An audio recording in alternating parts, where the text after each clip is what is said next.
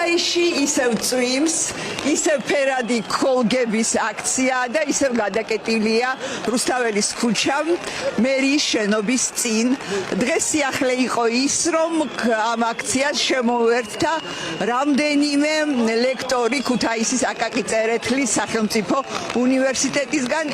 მინდა გითხრათ, რომ ეს სერიოზული ამბავი იყო, რადგანაც ეს უნივერსიტეტი რატომღაც არ აქტიურობს, ან ვერ აქტიურობს, აქ არიან ლექტორები, შეგვიძლია ვკითხოთ, მაკა ჩვენ ხომ ვიცით, რომ გაცილებით უფრო მეტი ადამიანი უთანაგრძნობს იმას, რაც ხდება დღეს თუნდაც აქ ქუთაისში მერიის წინ.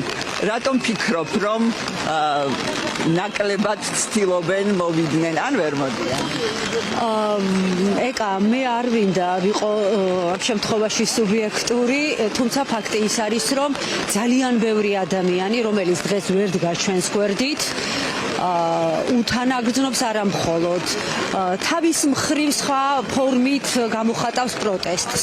შეიძლება ზოგიერთი წერს, ზოგიერთი მეგობარს ეუბნება, მეზობელს ეუბნება და ასე შემდეგ, მაგრამ ფაქტი არის ერთი, რომ ის ერთობა, რაც დაგვენახა დღეს სამოქალაქო საზოგადოებამ და ზოგადად ჩვენმა მოსახლეობამ, ესეთი პრინციპული ბრძოლა ჩვენი ევროპული მომავლისთვის არის და ცხადყოფს იმას, რომ საქართველო და ქართველი ხალხი უკვე არის ევროპის განუყოფელი ნაწილი, უკვე არის ევროპელები და მით უმეტეს, როდესაც საუნივერსიტეტო საზოგადოებაზე არის საუბარი, მით უმეტეს იმ ადამიანებზე, რომლებიც აზრის ფორმირებას ახდენენ ზოგადად საზოგადოებაში და სწორედ უნივერსიტეტი არის ის სივრცე, სადაც ხდება კრიტიკული აზროვნების ჩამოყალიბება, სადაც ხდება თავისუფლების, როგორც ასეთი გაგების მაქსიმალურად, ესე ვთქვათ, გამოვლინება. სწორედ ჩვენ უნდა ვიყოთ ტონის მიმცემი დანარჩენი საზოგადოების წევრებისათვის, რომ ჩვენი დაუღალავი, პრინციპული, ესე ვთქვათ, ქმედებებით, ჩვენი ძალიან მკაფიოდ აშკარად გამოხატული პროტესტით, ჩვენი შვილების წინაშე, ჩვენი სტუდენტების წინაშე, ჩვენი მომავალი თაობის წინაშე ანგარიშვალდებულებას ვიხდით ამ ყველაფრით. მადლობა. ვახო, ვაგრძელებ გაცნობას, არა მხოლოდ ქუთაისელების. პირველად არ არის, რომ მე თქვენ ეთერში გთავაზობთ ინტერვიუებს ქუთაისის საერთაშორისო უნივერსიტეტის სტუდენტებთან, განსაკუთრებულ ახალგაზრდებთან, საოცრად გონიერებთან და რაც მთავარია, სტუდენტებთან, რომლებიც ალბათ ჩვენი ასაკის ადამიანებთან განსხვავებით ძალიან საღად და ძალიან რეალისტურად უყურებენ, სულაც არ ეჩქარებათ ეს პროცესი, ძალიან სწორად უყურებენ ამ პროცესს. ოთო ირემაძე ალბათ გახსოვთ, თუ არა და დღეს უფრო კარგად გაიცნობთ.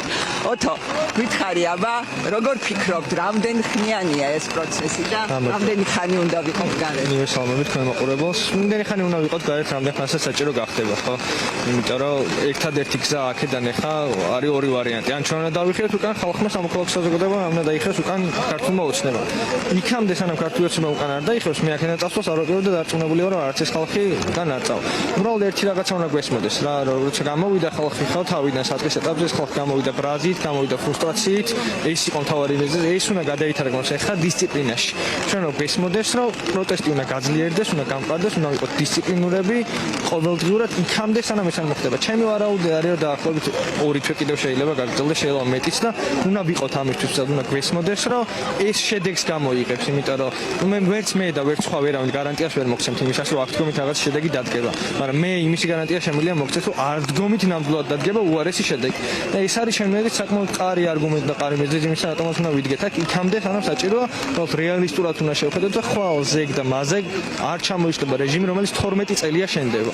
ეს ხო არ არის გუშინ და არა მარტო 12, მე მინდა ვთქვა, რომ საკმაოდ დიდი ხანია, ხო, იმიტომ რომ ერთმა რეჟიმმა მეორე გადმოიფორმა, მესამე მეორე, ესე 30 წელია აიწყო ეს სისტემა, ძალადობრივი პოლიციას დამყარებული, ერთი და იგივე ადამიანები მუშაობენ სისტემაზე, არიან შემსრულებლები ეს ადამიანები საბოლოო ჯამში, დამკვეთი იცვლება, მაგრამ ეს რომელი სისტემაც ყარდება 30 წელია და შენდება 3 დღეში და 20 დღეში არ ჩამოიშლება და ეს უნდა გვესმოდეს კარგად. გესმით ალბათ და ხედავთ როგორ იმატა წვიმამ ასე რომ ფერადი კოლგების აქცია გრძელდება, შეგიძლიათ შემიფასოთ ჩემი კოლგაც. ეს რა თქმა უნდა, ხუმრობით სერიოზულად კი გეტყვით, რომ ადამიანები, რომლებიც ფიქრებით აქ არიან და ფიზიკურად ვერ, იმიტომ რომ რატომ აღარ ვიტყვი, ბოლო დროს ქუთაისში უფრო ხშირად ხვდებიან, რომ ყველას ვერ გაათავისუფლებენ, ყველას ვერ დაიჭერენ, ყველასთან სახლში ვერ მივლენ. ალბათ ამის შედეგი იყო რამდენიმე დღის წინ ექიმების მარში ქუთაისში, გუშინ წინ ტურიზმის სფეროს წარმომადგენლების მარში ქუთაისში, დღეს რამდენიმე ლექტორი აკაკი წერეთლის უნივერსიტეტიდან მოვიდა, რომელი პროფესია იქნება, ვისი წარმომადგენლებიც გაბედავენ და მოვლენ აქ აქციაზე. არ ვიცი, ზუსტად ვიცი, რომ ყოველ დღე ქუთაისში 7 საათზე მერიის წინ ადამიანები იკრიბებიან ნებისმიერ ამინდში.